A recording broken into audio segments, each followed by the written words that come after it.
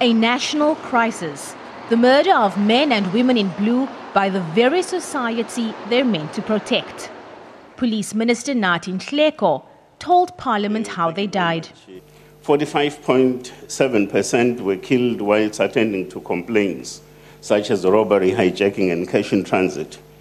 11.4% were killed while trying to effect an arrest. 5.7% killed while conducting searches of persons and motor vehicles.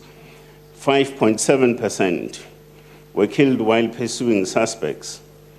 And another 5.7% were killed while attending to domestic violence complaints. And 2.9% were escorting suspects to police cells. And 2.9% were also victims of attacks on police stations. And 14.2% is the number of what is commonly referred to as random killings. And he explained exactly what this loss means. Each officer serves around 300 people. That means the 61 killed this year would have been responsible for nearly 20,000 people. SABC says it will assess the circumstances. Well, being a police officer in South Africa is one of the most dangerous jobs in the world. In Canada, 3 police officers are killed each year. A police officer here is 5 times more likely to be killed on duty than their counterpart in the United States.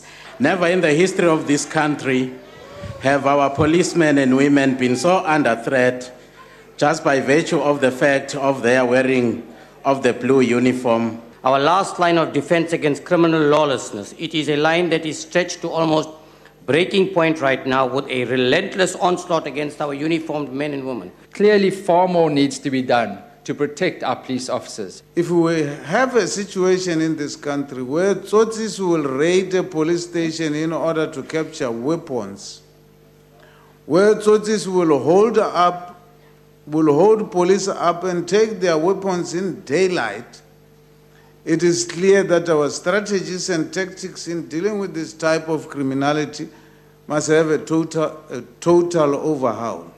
A national tactical response plan is to be implemented immediately. It will include the identification of high-risk areas, improving support and equipment, and strengthening the psychological and emotional fitness of members on and off duty. Abra Barbia, SABC News, Parliament.